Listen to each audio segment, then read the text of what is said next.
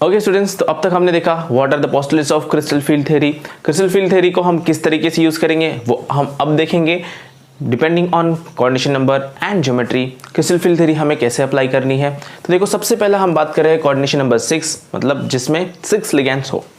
And you know 6 ligands मतलब geometry कितनी क्या होती है बच्चों? Octahedral. So in this octahedral structure, मैंने आपको जब हमने आइसोमेरिज्म देखा था तब उसके स्ट्रक्चर्स डिटरमाइन किए थे। देयर आर सम टर्म्स, तो स्प्लिटिंग इन ऑक्टाहेड्रल कंपाउंड, तो आज हम डिस्कस करेंगे splitting in octahedral compound. So what is octahedral compound, what is the structure of octahedral compound, तो वो आपको सबसे पहले समझना होगा। What happens in octahedral, there is one plane की जिसमें मेटल है एंड 4 लिगेंड एक प्लेन में अटैच है। In this way we had made structure कि एक पेपर है, जैसे कि एक पेपर, तो बीच में मेटल है, यहाँ पे एक लिगेंड, यहाँ पे एक लिगेंड, यहाँ पे एक लिगेंड, यहाँ पे एक लिगेंड। तो this single plane we call this plane as equatorial angles. इसे हम इक्वेटर बोलते हैं, मतलब मेटल का इक्वेटर। रिमेंबर, ये मेटल का इक्वेटर हो गया। हम यहाँ पर ये एक्शियल नॉन एक्शियल की बात नहीं कर रहे, हम बात कर रहे हैं मेटल का इक्वेटर। जैसे कि अपने एक बॉल ले लिया, उस बॉल में एक एंगल यहाँ से बन रहा है, एक एंगल यहाँ से बन रहा है। ओके, ऐसे ही एक एंगल यहाँ से बना और एक एंगल पीछे से बना, तो टोटल 4 एंगल्स बन गए। तो that is this are equatorial angles, इनको हम इक्वेटोरियल एंगल्स बोलते हैं। ये आप याद रखेंगे। एंड ये 4 एंगल्स तो एक प्लेन में हो गए। अब इसके ऊपर एक एंगल और इसके नीचे एक एंगल, तो इन दोनों एंगल्स को सी हियर, इसके ऊपर एक एंगल और इसके नीचे एक एंगल, ये जो एंगल है it is called as axial angle. अब देखो फर्क, ये डिफरेंट है एक्शियल और ये डिफरेंट एक्शियल है। ये एक्शियल मतलब हम एक्सिस के अकॉर्डिंग लिगेंड आ रहे हैं, वो हमने डिस्कस किया था डी ऑर्बिटल में। एक्सिस के अकॉर्डिंग और नॉन एक्सिस के अकॉर्डिंग ऑर्बिटल्स होंगे, तो उसको एक्शियल नॉन एक्शियल बोलेंगे। यहाँ पर एक्शियल नॉन एक्शियल नहीं है बच्चों। एक्शियल मतलब एंगल्स टॉप एंड बॉटम में है तो उसको एक्शियल एंगल्स बोला है, और सेम प्लेन में है तो उसको इक्वेटोरियल एंगल बोला है। This one is very very simple to understand. यहाँ डायग्रामेटिकली आपको समझ में आ गया होगा। अब क्वेश्चन आता है कि जब हम ऑक्टाहेड्रल स्ट्रक्चर की बात करते हैं तो ऑक्टाहेड्रल स्ट्रक्चर में ये इनके एंगल्स कैसे होते हैं। सो जितने भी इसमें एंगल्स है, ये सभी angles, you can imagine all angles are equal. सबसे पहला पॉइंट है कि ये जितने भी एंगल्स होंगे, चाहे वो एक्शियल हो चाहे वो इक्वेटोरियल हो, सारे एंगल्स इक्वल होंगे। ध्यान में रहेगा, ऑक्टाहेड्रल में सारे एंगल्स इक्वल रहेंगे। एक्चुअली उसके एक्सेप्शंस भी आते हैं जॉन टेलर डिस्टॉर्शन में, हम वो आगे पढ़ने वाले हैं। बट राइट नाउ आपको ध्यान में रखना है कि ऑक्टाहेड्रल स्ट्रक्चर में सारे एंगल सेम होते हैं। उसके बाद वाला पॉइंट ये है कि इसमें जितने भी एंगल्स होंगे they are at right angle. ये सभी के सभी 90 डिग्री, मीन्स इन सभी एंगल्स के बीच में, इन सभी बॉन्ड्स के बीच में जो एंगल बनने वाला है दैट इज 90 डिग्री। तो 90 डिग्री है मतलब सारे एंगल इक्वल है, ऑल एंगल्स आर इक्वल। और मैंने आपको इसके पहले जब आइसोमेरिज्म में बताया था कि suppose this is x axis, this is y axis and this is z axis, तो इन्हें जब हम एक्सटेंड करते हैं,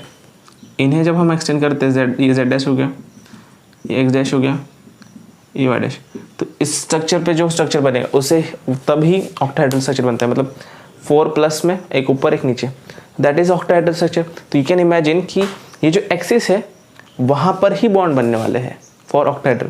तो रिमेंबर, ये जितने भी लिगेंड्स हैं तो इसमें क्या होगा, ये जो लिगेंड आ रहा है, सपोज इसको मैंने एक्स कंसिडर किया, ये एक्स एक्सिस है, ये वाई एक्सिस, तो ये Z axis, it is on axis. जितने भी लिगेंड्स अटैक करने वाले हैं ऑक्टाहेड्रल में, रिमेंबर ऑक्टाहेड्रल की बात चल रही, तो एक्चुअली अटैक करते हैं। दैट्स व्हाई देखो डायग्रामेटिकली हमने यहाँ पर रिप्रेजेंट किया है what is happening.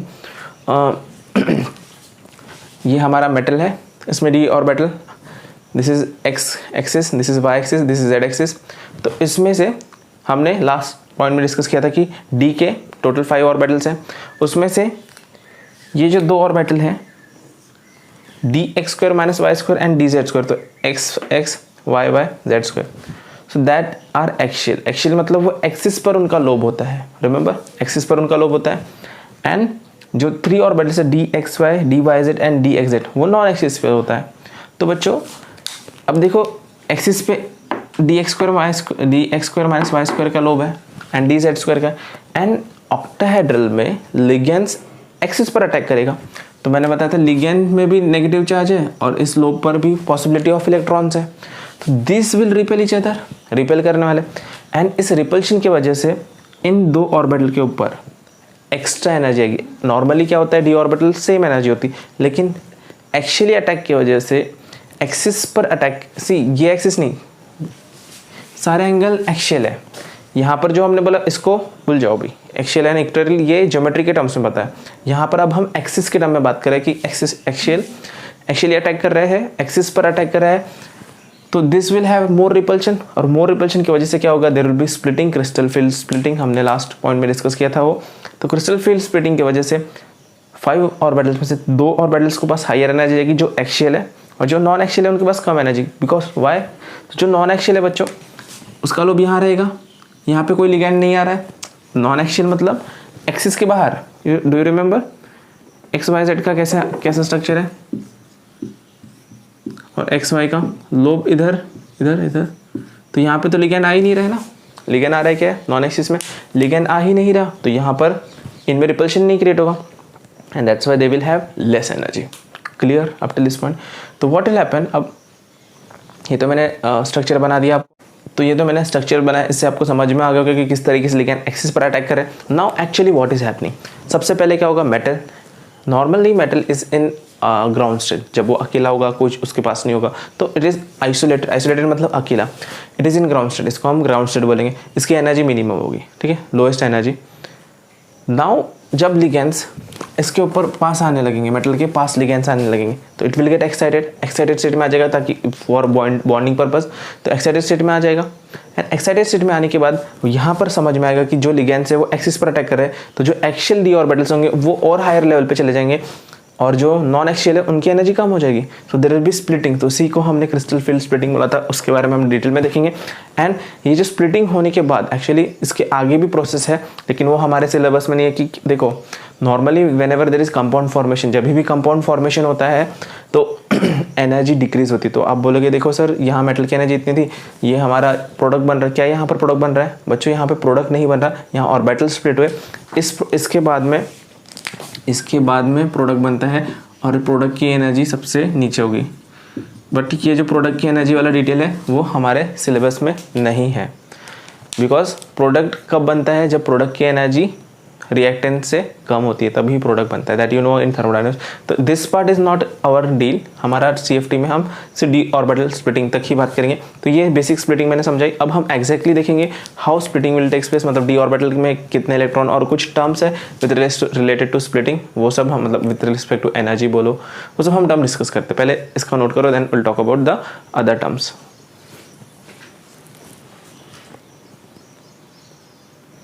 Okay students, तो अब हम बात करते हैं एग्जैक्टली डी ऑर्बिटल में स्प्लिटिंग कैसे होता है, या फिर क्रिस्टल फील्ड स्प्लिटिंग को ऑक्टाहेड्रल स्ट्रक्चर के लिए हम कैसे अप्लाई करते हैं। सी बच्चों, ऑक्टाहेड्रल एंड टेट्राहेड्रल दोनों में अलग टाइप की स्प्लिटिंग होती है। You have to understand, splitting तो डी ऑर्बिटल का ही होगा, बट ऑर्बिटल्स कौन से हायर एनर्जी में जाएंगे, कौन से लोअर एनर्जी में जाएंगे, depends on the attack of ligand. जैसे कि हमने ऑक्टाहेड्रल में बोला कि there is the attack on axial, तो एक्शियल जो डी ऑर्बिटल्स होते हैं वो हायर एनर्जी पे जाएंगे। See here from starting will understand, this is energy, ये जो लाइन है that is axis for energy, means here lower energy to higher energy, 0 to high जा रहा है, ठीक है। सबसे पहले क्या होगा, metal is at isolated state, d orbital at ground state रहेगी। So d orbital is at ground state. अब ये ग्राउंड स्टेट से क्या होगा, ligands will come closer to metal, ligands metal के पास आएंगे, तो ये this will shift to the excited state. मतलब ये जो आइसोलेटेड स्टेट पे था, जो मैंने लास्ट अभी पॉइंट बताया था कि मेटल आइसोलेटेड स्टेट था, उससे एक्साइटेड स्टेट पे जाएगा। तो नॉर्मल पहले एनर्जी कम थी, एक्साइटेड स्टेट में इसकी एनर्जी हायर लेवल पे चली गई, यहाँ तक समझ में आ गया। अब ये हायर लेवल पे जाने के बाद इसे दिख रहा है कि इस डी ऑर्बिटल पर जो लिगेंड्स अटैक करने आ रहे हैं, वो जो डी ऑर्बिटल्स अटैक कर रहे हैं, दे आर एक्शियली अटैकिंग, एक्शियल पर अटैक कर रहे हैं, एक्शियल पे अटैक कर रहे हैं। इसका मतलब जो एक्शियल ऑर्बिटल्स होगी उनके ऊपर रिपल्शन ज़्यादा क्रिएट होगा। सो एक्शियल एंगल्स पे रिपल्शन ज़्यादा है, तो एक्शियल एंगल्स पे रिपल्शन ज़्यादा है, तो उनके जो डी ऑर्बिटल्स होंगे वो हायर एनर्जी पे चले जाएंगे। और सॉरी, जो एक्शियल ऑर्बिटल्स है, सी डी के कौन से एक्शियल ऑर्बिटल्स है, x² - y² एंड dz², वो हायर एनर्जी पे चले गए। एंड जो नॉन एक्शियल डी ऑर्बिटल्स है, जैसे dxy, dyz एंड dxz, वो लोअर एनर्जी पे आ गए। इनको ही अब इनका नाम चेंज हो जाएगा, see equivalent, by equivalent sorry equally degenerated orbitals and tri degenerated orbitals, ऐसा हमने नाम देखा था. So equally degenerated, so this one is EG, इसे हम नाम देंगे EG और इसे T2G, tri orbital degeneration. So EG and T2G, ये तो हमने लास्ट पॉइंट में ही डिस्कस किया था. नाउ व्हाट इज हैपनिंग, अभी हायर एनर्जी पे चला गया, ये लोअर एनर्जी पे चला गया, यहाँ तक splitting. So this process is called as crystal field splitting. And बच्चों अब हायर एनर्जी लोअर एनर्जी कैसे काउंट करेंगे, that is more important. Higher energy and lower energy, so जो इन बिटवीन एनर्जी है, जो in between energy that is known as delta o, जिसे हम delta not बोलते हैं, डेल्टा ओ बोलते हैं. उससे ही इस पॉइंट को, ये जो पॉइंट है इसे हम बैरी सेंटर बोलते हैं, barycentre we call it as. And अगर that is barycentre delta o. And अगर हम इस higher energy and lower energy d orbital, मतलब EG और T2G means EG and T2G के बीच की एनर्जी डिफरेंस निकालेंगे तो we call it as crystal field splitting energy. उससे हम क्रिस्टल फील्ड स्प्लिटिंग एनर्जी बोलेंगे, या फिर उसी को हम क्रिस्टल फील्ड स्टेबलाइजिंग एनर्जी, ये दो एनर्जी बोलेंगे. ये क्यों हो रहा है बच्चों, फॉर स्टेबलाइजेशन, ये स्टेबलाइजेशन की वजह से हो रहा है. अब हम आ जाते हैं, ये हुआ क्रिस्टल फील्ड एनर्जी. अब इसके बाद का जो लेवल है उसमें हमें एनर्जी कैलकुलेशंस के बारे में बात करना है. ये हुआ हमारा बैरी सेंटर. सपोज इसे हम जीरो मानते, एज्यूम कि ये जीरो है, एक्चुअल में जीरो नहीं होता बट लेट अस कंसीडर कि zero, delta o is zero. हमें जीरो नहीं होता, see this is some energy, it is not zero, but हम उसे जीरो मान रहे हैं. बच्चे कंफ्यूज होते हैं कि सर ये जीरो है तो ये कैलकुलेशन कैसे होगा. बच्चों ये जीरो नहीं है, this is some energy, but हम higher energy and lower energy की कंपेयर में इसको जीरो मानते हैं. देखो जैसे हमें इन दोनों की एनर्जी फाइंड आउट करना है, इसलिए इसको जीरो माना, तो ये प्लस में चले जाएगा, ये माइनस में चले जाएगा. इतना समझ में आया. अब ये बच्चों ये जो EG है इसमें प्लस में एनर्जी, सी ऑक्टाहेड्रल में जो होगा उसका उल्टा टेट्राहेड्रल में होगा, इसलिए यहाँ पर समझ लो. और टेट्राहेड्रल बहुत इजीली समझ में आएगा, इसलिए पूरा ध्यान दो यहाँ पर. So this is delta o, barycentre zero है यहाँ, इसको हमने जीरो माना है, तो हायर प्लस होगा, लोअर नेगेटिव. अब देखो टोटल 5 ऑर्बिटल्स थी, 5 में से ये 3, मतलब ये जो 2 ऑर्बिटल्स है ये 3 से ज़्यादा प्लस में है, इसलिए इसको हम ले सकते हैं डेल्टा जो एनर्जी आएगी यहाँ पे, delta energy that is plus 3/5 delta. Okay, so यहाँ पर 3 ऑर्बिटल्स से, टोटल ऑर्बिटल्स थी 5 में से 3 ऑर्बिटल्स से ये हायर एनर्जी पर है, इसलिए plus 3/5 delta nought. Delta nought is, I told you already, that is crystal field splitting energy. तो delta nought is equal to plus 0.6 delta nought. ठीक है, समझ में आ गया. डेल्टा ओ बोलो, डेल्टा नॉट बोलो, ठीक है. डेल्टा ओ भी बोलते हैं, डेल्टा नॉट भी बोलते हैं, कोई फर्क नहीं पड़ता. सी डेल्टा ओ. सो अब ये जो लोअर ऑर्बिटल है वो कितने कंपेयर में लोअर आ गई, 2 ऑर्बिटल्स के कंपेयर में लोअर आ गई, इसलिए -2/5 delta o, that is -0.4 delta o. समझ में आ गया. अब ये तो बात हुई अगर हम सेपरेटली इन्हें कैलकुलेट करते हैं, जैसे कि मैंने बैरी सेंटर जीरो लिया था, या फिर जो हमारा क्रिस्टल फील्ड स्प्लिटिंग एनर्जी इसको जीरो लिया था. एक्चुअल जीरो नहीं होता है बच्चों, लेकिन अगर हमें इसको कंपेयर करना है, क्योंकि एक्चुअल में तो दोनों ऑर्बिटल की एनर्जी जीरो कंबाइन करके इक्वल आना चाहिए, इसलिए अगर आप इसे कैलकुलेट करोगे डेल्टा ओ को इन टर्म्स ऑफ ऑर्बिटल, तो 0.6 इंटू 2, ये 0.6 है, ऑर्बिटल्स कितने 2, 0.6 into 2 plus -0.4 into 3, -0.4 into 3 that is plus 1.2 -1.2 that is 0. तो यहाँ पर 0 आ रहा है, लेकिन ये जस्ट हमारे समझने के लिए बच्चों की ये दोनों की एनर्जी कैंसिल होकर 0 ही बनने वाली थी. एक्चुअल में तो 0 ही था, बेसिक था, 0 नहीं होती, कुछ वैल्यू आती है पर्टिकुलरली. नाउ ये तो हुआ बेसिक, इसके बारे में स्प्लिटिंग कैसे होगा, energy crystal field splitting energy किसे कहते हैं, स्प्लिटिंग कैसे होगा. आई थिंक आपको ये समझ में आया होगा, बुक में क्लियरली मेंशन नहीं है ये सब चीज़ें. EG T2G ये सब आपको पता होना चाहिए. देन फाइनल चीज़ आती है कि आपको क्वेश्चन में पूछा जाता है delta what is crystal field splitting energy और क्रिस्टल फील्ड स्टेबलाइजेशन एनर्जी, ये पूछा जाता है. What is the crystal field splitting energy for that particular compound, उस कंपाउंड में स्प्लिटिंग एनर्जी कितनी है. तो बच्चों उसके लिए आपको नंबर ऑफ इलेक्ट्रॉन्स पता होना चाहिए कि कितने इलेक्ट्रॉन्स हायर एनर्जी पर है, कितने इलेक्ट्रॉन्स लोअर एनर्जी पे. जैसे कि मैंने NEG लिखा है, NEG का मतलब number of electrons in EG orbital, T2G का मतलब number of electrons present in T2G orbital. T2G में ऑर्बिटल में जितने इलेक्ट्रॉन्स होंगे वो वहाँ पर हम वैल्यूज पुट करेंगे. तो 0.6 इंटू NEG, जितने भी इलेक्ट्रॉन्स मल्टीप्लाई करेंगे, एंड इस वैल्यू को आप मल्टीप्लाई करोगे डेल्टा ओ के साथ, तो डेल्टा ओ की वैल्यू मोस्टली आपको गिवन होगी, that you will put here. And then ये जो प्लस, अब देखो ये तो हुआ हमारा सिर्फ ऑर्बिटल की एनर्जी, लेकिन बच्चों क्या होता है इसके आगे हम देखेंगे कि कुछ इलेक्ट्रॉन्स यहाँ पर जाएंगे, कुछ इलेक्ट्रॉन्स की पेयरिंग होगी, कुछ इलेक्ट्रॉन पेयर नहीं हो, तो ये पेयरिंग में एक्स्ट्रा एनर्जी लगती है, दैट इज पेयरिंग एनर्जी हमें ऐड करना पड़ेगा। तो हमेशा पेयरिंग एनर्जी नहीं होती, जब पेयरिंग ऊपर होगी तब पेयरिंग एनर्जी ऐड करना है, जब नहीं होगी तब नहीं ऐड करना। तो विल सी कब पेयरिंग एनर्जी हम ऐड करते हैं, कब नहीं ऐड करते, वो आगे का पार्ट है। बट ये बेसिक पॉइंट, ये बेसिक फॉर्मूला आपको ध्यान में रखना है। ये किसके लिए बच्चों, ऑक्टाहेड्रल के लिए। टेट्राहेड्रल में टी यहाँ पर आ जाता है, ई इधर चला जाता है, याद रखना। टेट्राहेड्रल, इसके बाद में हम टेट्राहेड्रल डिस्कस करेंगे, लेकिन पहले इस पॉइंट को क्लियर समझ में आ गया होगा। अगर नहीं समझ में आया, कुछ डाउट होता है तो आप मुझे कमेंट में बता सकते हो या मुझे कांटेक्ट कर सकते हो। पहला इतना नोट कर लो, देन हम इसके आगे का पॉइंट डिस्कस करते हैं बच्चों। ओके स्टूडेंट्स, सो हमने देखा डी ऑर्बिटल का स्प्लिटिंग होगा Eg एंड T2g में। बट बच्चों ये Eg एंड T2g जो स्प्लिटिंग है वो किस पे डिपेंड करता है? एक्चुअली फैक्टर्स तो बहुत सारे, बट सबसे इंपॉर्टेंट फैक्टर जिसके वजह से हमारा हाई स्पिन, लो स्पिन या पैरामैग्नेटिक, डायमैग्नेटिक, जो हम वैलेंस बॉन्ड थ्योरी में बोलते थे कि दो टाइप के प्रोडक्ट बनेंगे, दो टाइप के हमारे कॉम्प्लेक्सेस बनेंगे, कभी हाई स्पिन बनेगा, कभी लो स्पिन बनेगा। तो वहाँ पर हमने जनरलाइज कहा था जो स्ट्रॉन्ग लिगैंड है उसके वजह से the strong ligand will shift that particular electron into pairing and unpairing, वो सब हम बात करते थे। तो वो पॉइंट भूल जाना, यहाँ पर इंपॉर्टेंट है कि CFT ने एक्सप्लेन किया हाउ दिस वर्क, किस तरीके से strong ligand and weak ligand हमारे बॉन्डिंग फॉर्मेशन पे या इलेक्ट्रॉन पेयरिंग पर इफेक्ट करता है। सबसे पहला हमें पता है कि डी ऑर्बिटल स्प्लिट क्यों हुआ, बिकॉज लिगैंड उसके ऊपर अटैक कर रहे हैं, लिगैंड अटैक कर रहे हैं, इसलिए उनके बीच में एनर्जी डिफरेंस आया। अब बच्चों स्ट्रॉन्ग लिगैंड अटैक करेंगे तो ज़्यादा एनर्जी डिफरेंस आएगा, क्योंकि दे आर स्ट्रॉन्ग लिगैंड, तो एनर्जी डिफरेंस बढ़ जाएगा। सी हियर, अगर स्ट्रॉन्ग लिगैंड अटैक करते हैं तो जो ऑर्बिटल स्प्लिट होंगे उनके बीच में जो क्रिस्टल फील्ड स्प्लिटिंग एनर्जी होगी दैट इज मोर हाई। तो crystal field energy is high for strong ligands, तो इनके बीच में बहुत ज़्यादा गैप आ जाएगा, दैट इन दोनों के बीच की जो एनर्जी वो बहुत ज़्यादा हाई हो जाएगी। But when weak ligand will attack, इनके बीच में ज़्यादा डिफरेंस नहीं आएगा। Eg एंड T2g मतलब क्रिस्टल फील्ड स्प्लिटिंग एनर्जी थोड़ी कम रहेगी। सी, एनर्जी डिफरेंस रहेगा लेकिन as compare to strong ligand it is very less. Strong ligand में ज़्यादा एनर्जी क्रिएट हो रही, ज़्यादा एनर्जी डिफरेंस है, यहाँ पर कम एनर्जी डिफरेंस है।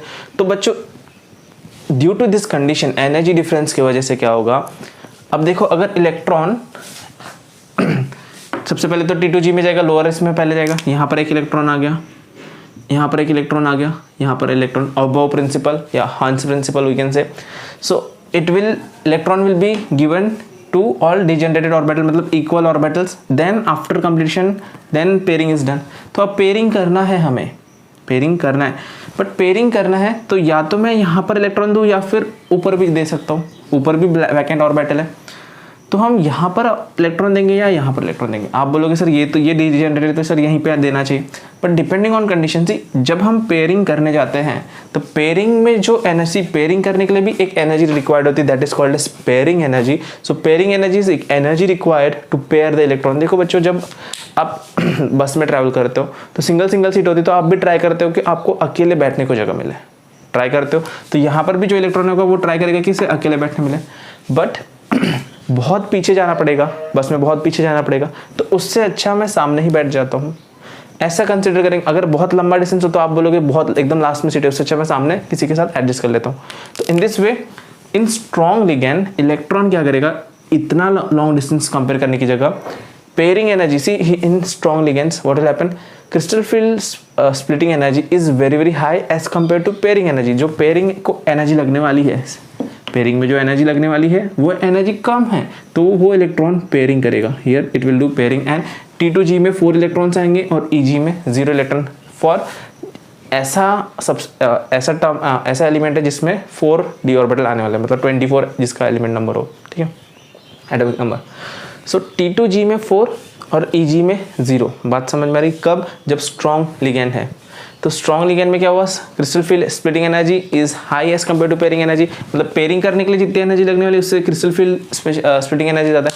तो क्या इलेक्ट्रॉन्स इतना क्रॉस करके यहाँ जाएगा या फिर पेयरिंग कर लेगा? किस में ज़्यादा एनर्जी है? आगे चल के लास्ट सीट में बैठने में एनर्जी ही ज़्यादा वेस्ट हो रही है या यहाँ पर? तो यहाँ पर कम एनर्जी, तो आप भी फ्रंट सीट में मतलब एडजस्ट करके बैठ जाओगे। So electron will do the same and due to this condition क्या हुआ, पहले 3 इलेक्ट्रॉन्स थे एक स्पिन में, तो स्पिन ज़्यादा हो जाती है, लेकिन अब एक ने कैंसिल कर दिया। अब ये दो, अगर एक इलेक्ट्रॉन यहाँ पे चले जाता तो 4 इलेक्ट्रॉन्स की स्पिन कैंसिल नहीं हो पाती, तो इस वजह से इसे हम बोलेंगे लो स्पिन, क्योंकि एक कैंसिल हो गई।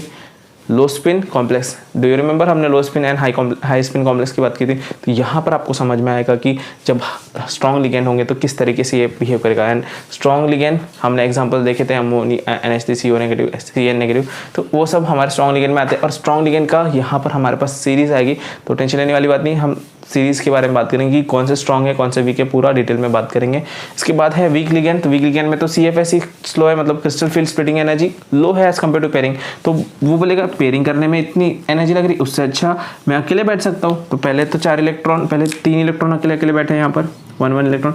एंड यहाँ पर crystal field energy, crystal field splitting energy मतलब स्प्लिट होने में उसको कम एनर्जी लगेगी, तो वो इलेक्ट्रॉन EG में चले जाएगा, मीन्स 3 इलेक्ट्रॉन T2G में और EG में 1 इलेक्ट्रॉन।